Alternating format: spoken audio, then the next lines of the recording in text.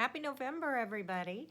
I had to announce last month's winner for this is Shelly and her daughter Alicia. So congratulations.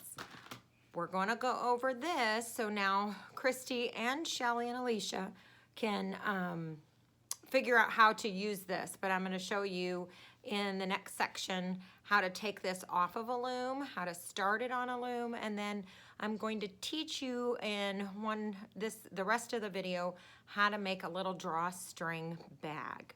So congratulations, guys. You're the only ones that have shared it. So next month, I'm not really sure what the drawing for the prize will be, but continue to share the videos in the month of November, whatever videos I make. And every time you share a video, write in the comments that you are done, that you did that. So like, subscribe, and share. And please comment if there's something else that you would like me to make a video on, okay? So I will flip this over and we'll get started. All right, so here is the piece that is done, or I'm going to stop it at least, just so I can show in the video an example. But I have a different color of one that was already completed with some yarn remnant I had. So there's similar, or the exact same brand and type of yarn, just different colors so that you could see how to connect. But what I'm going to show you here is what's called casting off, because we are not really crocheting at this point, we are knitting, but it's on a loom. So with this small loom, and I will show you after we get this off how to actually cast on, but I wanted to show you how we got it, because I'll need to take it off in order to then show you to cast on. But what you essentially do is when you're ready to stop and cast off, you would wrap it around and cut it. I cut it just a little bit longer to give us some extra room. I wanted to show you one way with a darning needle how you would do this. You would go underneath and then you would pull off and pull it up, okay, through, like I showed you on the round one. But I seen another video where they did this, and this is another option, so I wanted to show it to you. You decide how you want to do it, but what they essentially did was they would just yarn, oops, see, I didn't do it right. And that may happen, and so what you want to do is be careful before you pull too much and put it right back on there, okay? But what they were showing essentially, let me hold it a little tighter then, is you'd go over it and then pull this all the way through. Now, of course, I cut a long piece. If you didn't cut that long of a piece, it wouldn't go as long. But then, well, this piece should have stayed on. I'm terribly sorry. I've pulled it off again with my silliness. Okay, and then we would do this, yarn over,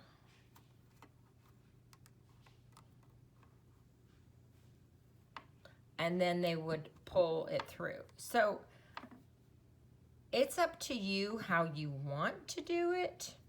I'm used to and accustomed to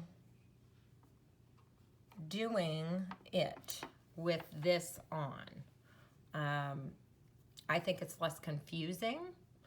So how I would recommend that you do it is like so. You just take it, and here I've started a mess now, and you pull through, okay, yarn over, or pull through, so it's going to stay, and then you can pull it tight, if that makes sense. So this is just what I'm accustomed to and I prefer to do, but you can do it either way you like. this is our last two. So once you get your last one off the loom, you pull it through and you are done with this. And you can pull this now tighter and make it a round and put a ball on it if you wanted. Or what you could do is just sew it and weave it and finish the end. Additionally, you could attach and weave it this way if you wanted two different colors and you wanted this longer. Another option I wanted to show you is if you were going to make this thicker or a blanket. Since this is a mini, this would be fine for a scarf for a young child, but for an adult, it'd still be a little short. So if you wanted, you could do, you know, different colored stripes, or if you wanted to make this into a blanket, and you can continue. But again, whatever you decide to do, you're going to want to connect your pieces. Okay, here would be, now I haven't finished off this edge, but you would basically do what we're doing here and just weave it in and out and then tie it off and weave it back into your pieces. And I've shown in several other videos how you would do that. So for the sake of time on this video, I'm not going to do that. But you would do this essentially too and attach and weave them in. And if you have different colors, I'm just doing this as a different color. This is one way of attaching each piece.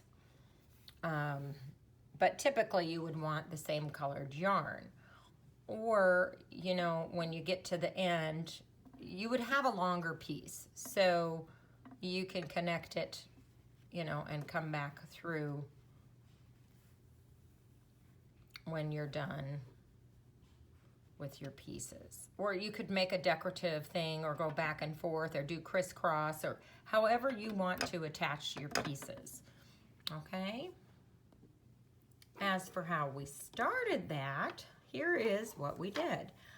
Again, in order to do something, we have to put on our slip knot. Okay, and you can start it in the center, start it on the end. This one doesn't have an anchor peg. Some of the other larger ones do. This one does not, and that's okay. So, you would attach it, and you're gonna go around the right, okay? And then to the right. You're gonna do a crazy 8 around the right. So you always go to the right of the peg, doing a crazy 8. Then, once you're at your end,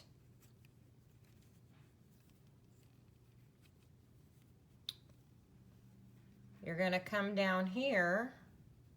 Well, first, once you're at your end, you're going to push all this down, but you're going to stay to your left of your peg here.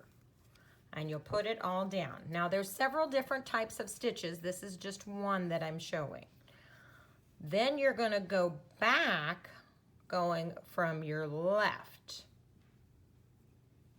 of the peg.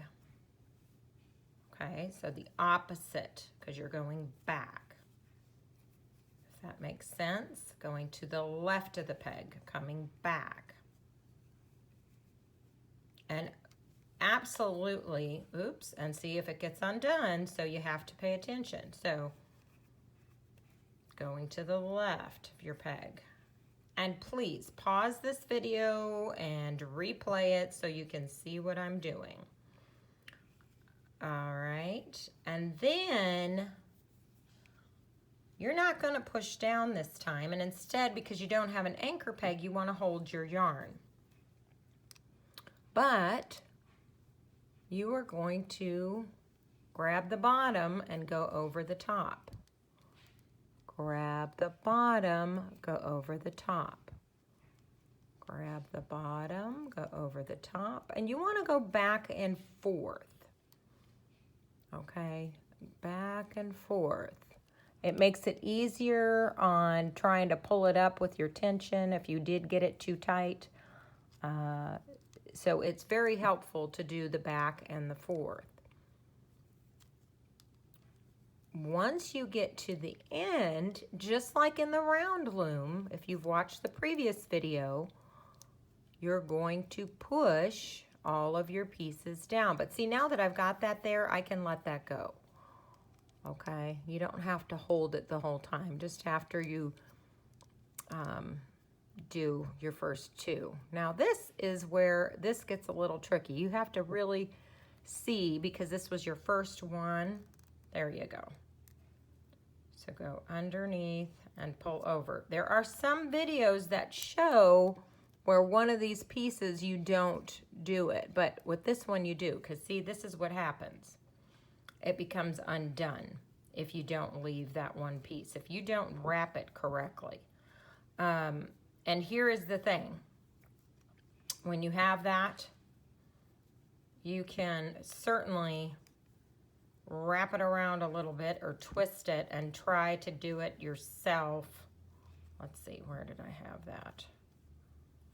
You can always correct stuff. And this is something that you could hide something in even. Put that over and then try to yarn over that side too. And it goes.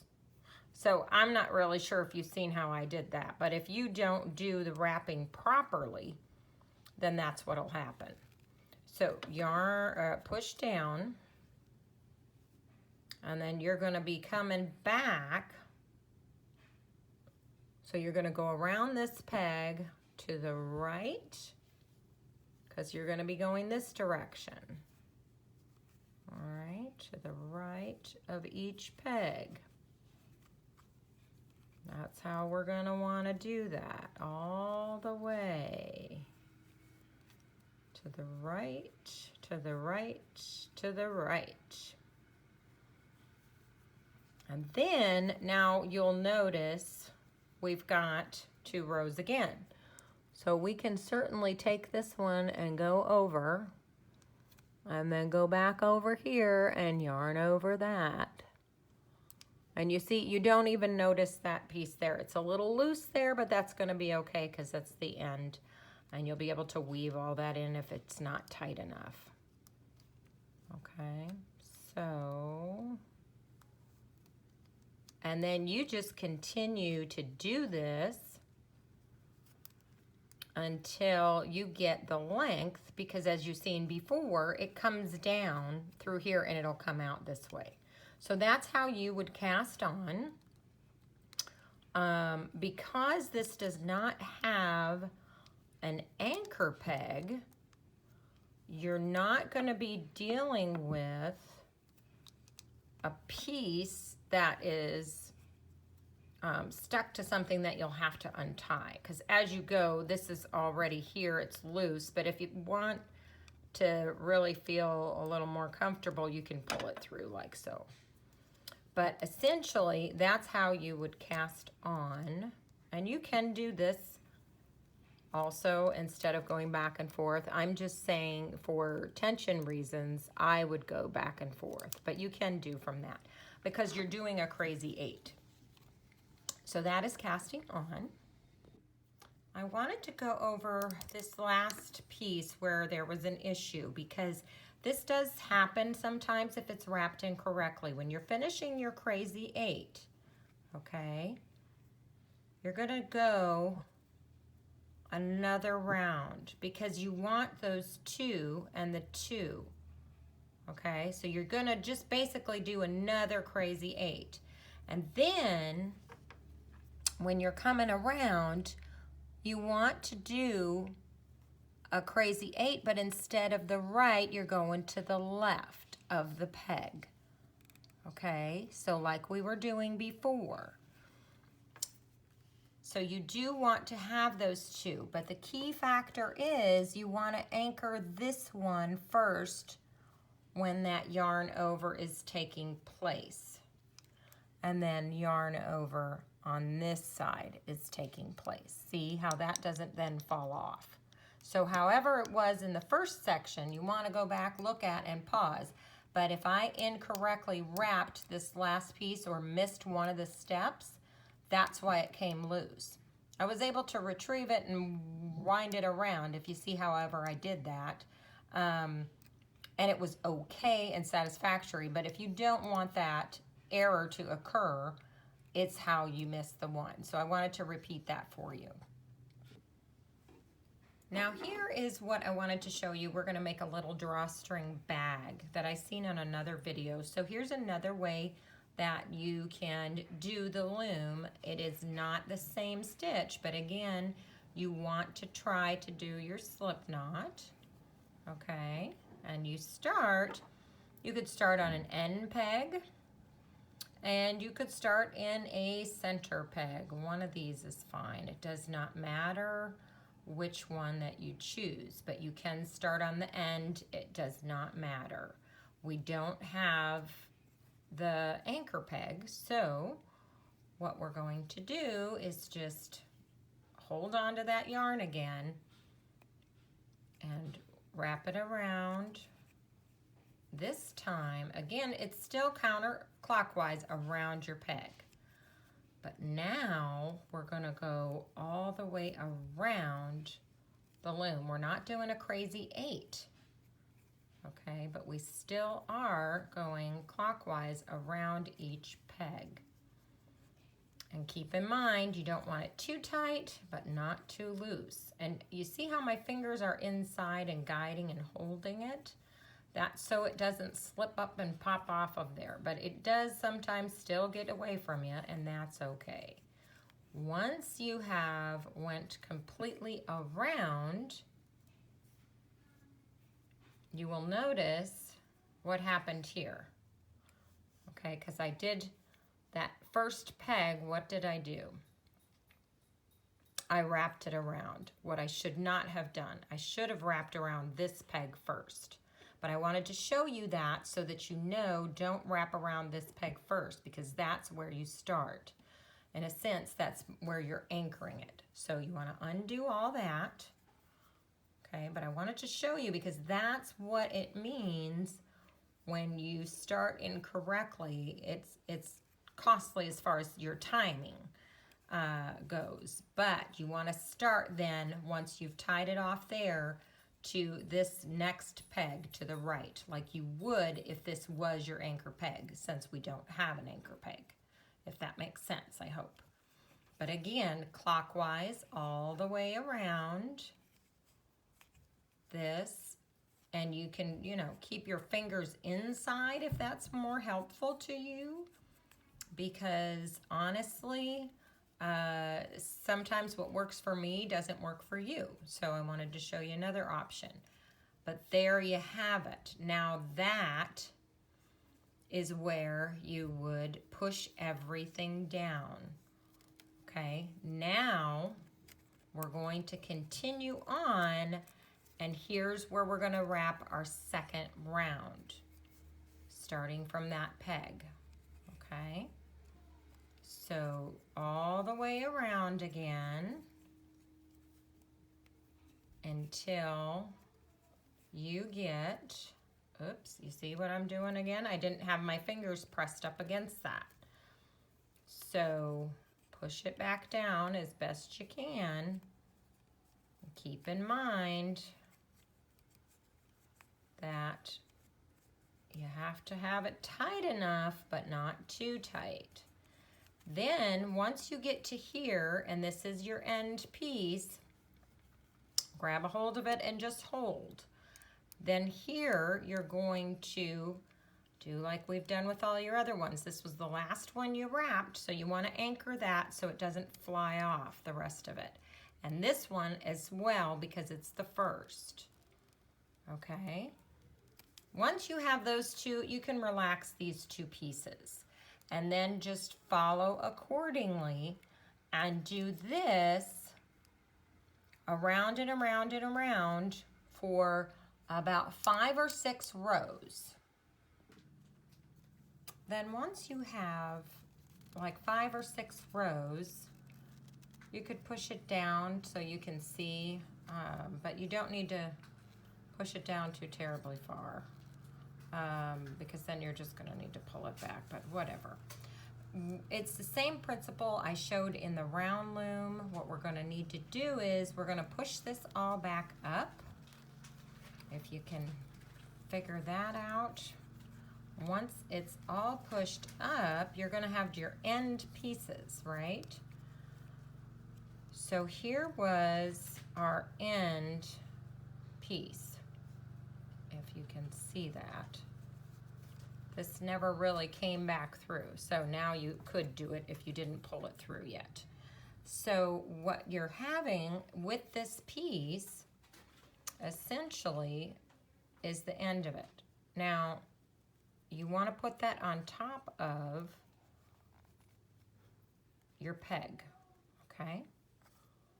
And you're going to go all the way around doing the same thing. So this would be the top of your peg. And you want to do that all the way around, just the little lip of it, okay? Once you get every single one of those around, we'll go to the next step. Once you've got all of these pieces here, we are not going to yarn and grab this and pull it over, okay? We're not going to do that. Here's why. We need to, at this point, and if you look through here, your fingers should come through, okay? Because this is going to be a bag, and you're going to want that as your opening. But this is going to be your top part of your bag. This is now where we're going to put our drawstrings through. So we cannot do this step yet. And in order for us to do that, you could take another color piece of yarn, which is what they did in this other video that I seen. But I really like the idea of a ribbon being my drawstring. So you get creative and do what you would like. But you want your drawstring to come at least far enough out so that you can pull on it. And once you've got it done and created, if you find that this string is going to be too long, you can always untie the knot and cut it and make it shorter. It's up to you. But I want to leave enough room so I don't have to worry about if I want it longer. You may want it super long if you want those drawstrings to be the handle to put around a little girl's wrist or something. But I'm going to go with approximately right there. So what you would do is then wrap your ribbon or your yarn, whatever you're using as your drawstring, around it so you have a gauge. Then you will cut your ends, and I like to cut them with a diagonal, but it's up to you. You can cut them square and straight. And then you would essentially, it would be the exact same size for the other side. You don't need to remeasure whatever around your loom. Just use your other piece as your guide and cut that off. Once you've got those done, you may now take your darning needle, okay? And this is a thicker one because we had thicker yarn, but there are thinner, smaller ones. So just in case this doesn't want to be cooperative, excuse my clock, and go through, you might need to go to a smaller one, but we're going to give it a shot first. But what you're looking for essentially is to go through here all the way to the other side. And this darning needle is one of my largest and longest, which is why I like to use this one the most. And it comes through this side. Okay, so now that I've got that out this side, here's the other part. We need to come back through on this side, okay? And we're gonna, normally I would edit that out, but I let that clock keep going. I hope that wasn't too disruptive for folks today. And then this, you would pull through on this side, okay? And you'd pull it even, but you don't want this to slip out on you, especially when you've been working so hard already. And now you would just do a tie to anchor this. All right, like so. And voila.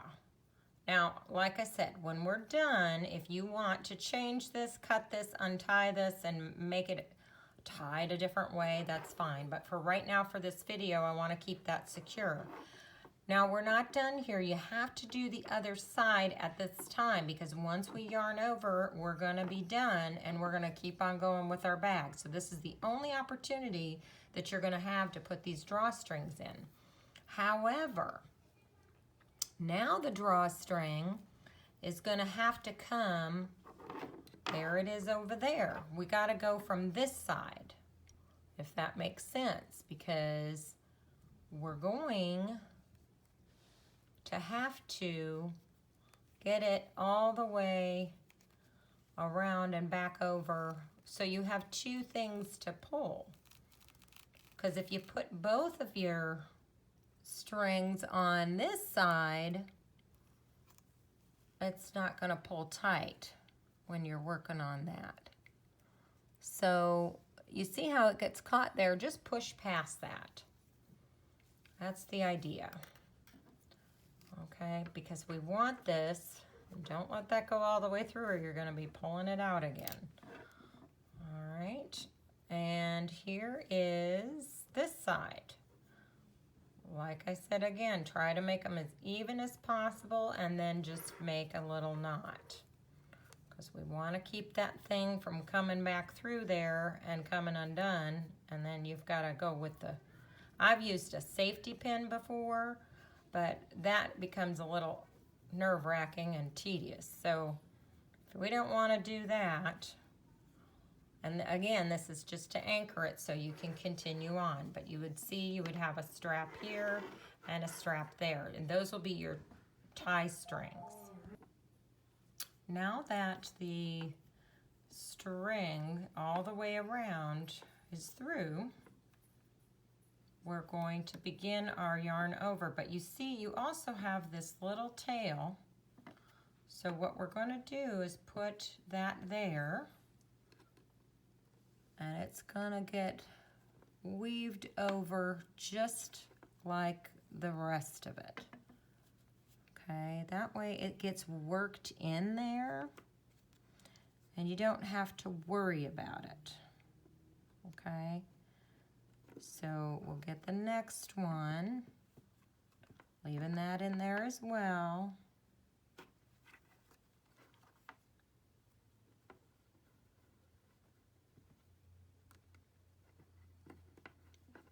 And we'll get the next one. Just keep it in there. You're basically weaving it right on in so it will disappear. That's that piece that we would normally work in or sew in like we did with the hat. But in this particular instance, we're gonna just put it right inside that piece. You won't even notice it, because that's going to be your end piece, okay? Put this and yarn over. Now this is your working yarn, so you don't want to yarn over that, but I wanted to just finish one side of this to show you what that would look like. And you want to do that the rest of the way, all the way around. Now this piece is loose, let it just be in there. We can snip this off. You're not even going to see it. That's the end of that one. You won't see that anymore. Then, just like the rest of everything, you yarn over, which is what we're calling it, which is what you would do in crocheting, but this is not crocheting. This is actually knitting. So there is different terminology for that. It might be purl one or stitch one. I can't remember offhand off the top of my head, but there is the purl one, stitch one kind of thing, because but I'm saying yarn over because you are pulling that yarn up and over, okay? And then you would push it down. Now this is going to be the top of your bag, and this will be your drawstring, but we don't want to pull that because we're still working on this. And again, then for the rest of it, you're going to keep going around and around and around. And you're going to do this again and keep pushing down until you get the length of your bag that you want. Okay? And then like before, when you were done with your bag, you would cast off your yarn and pull it tight and then weave it in to your ends, and that'll be the end of your bag. So I'm going to let you keep going, and then at the end I'll show you that last little bit, okay? Once you've gotten it to the length that you want it, and it's several rows, I lost count of how many, but do it until you have the length of the bag that you want. If you want yours a little longer, that's fine, but I thought I would finish up this video for us. So again, you want to wrap around your loom and cut off a piece, okay? And we're done with our yarn, and we've got this piece again. And like I said before, if you want to do it how they did it, and they had it and they pulled the yarn up and over and pulled this through, that would be fine. But I prefer to just do it this way. It's easier for me to keep track of what I'm doing. So you would not do the one that you're on, okay? You would do the next one. That's how you would start it. And you go underneath and just pull it off the peg, but you have to thread the yarn through. If you don't thread the yarn through, your work comes unraveled. So make sure that you're going up and under and threading through each piece. And this is probably why they liked to do it that other way. It's just, this is what I'm familiar with and what I choose to do, okay? And then we'll do that all the way around.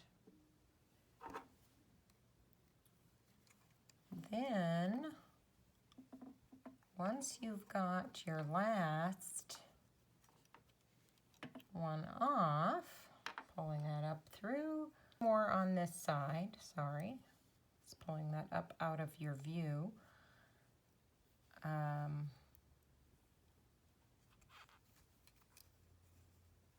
There's your last one. Push it on through or set that aside, and then you would just pull this tight. And like I've shown on previous videos with hats, this is where you would just sew this in, okay? You can pull that super tight. You could, you know, once you have it exactly how you want it, you could do that, or you could leave it square if you like, and then just weave back and forth. But for this video, we're just going to pull it tight, and it's going to be this cute little bag. And then up and under, and you can go inside. Oops, we lost our string, and pull through. And then you basically would tie that off because it would be closed up. Okay. So once you've got it all closed up the way that you want it, put that down. You tie a little knot and anchor that down to the bottom. Do another one for good measure. And you'll have a cute little, and then you would weave this in on your ends here a little bit. Let me show you again. You can fold this for easy entry into your darning needle, which can be a smaller one as well. But then you just go back and forth a little bit and down through it if you like, you know, through your back avenues. If you want to make sure it's weaved in real good. Oops, sorry, wrong side. And then just, you know, clip it off. Nobody will be the wiser. And you have this adorable little drawstring bag. You could put all kinds of little things in it, beads, or in this case, I've got one of these cute little rocks that the kids had made at the school and left for us. Could be a little bag for something special that a child has. Maybe they found a rock that they really like. Okay. And there you have your little drawstring bag. So you might even have where a child perhaps has a few seashells. You could put them in there. But nothing major, just some cute little drawstring bag. And again, you could put this with yarn for your children or a little friend. Kids seem to like these bags. So thanks so much for watching. Don't forget to share this video if you want a chance to win this next month's prize. We're not sure what that's going to be. I will have my son on the next video probably sharing with what it's going to be if he's not in the middle of something. But the thing is that you need to like and subscribe and share, and according to him, hit that bell so then you're notified with the next video. But this week we want to remember to congratulate Shelly and Alicia. Thanks. Bye-bye.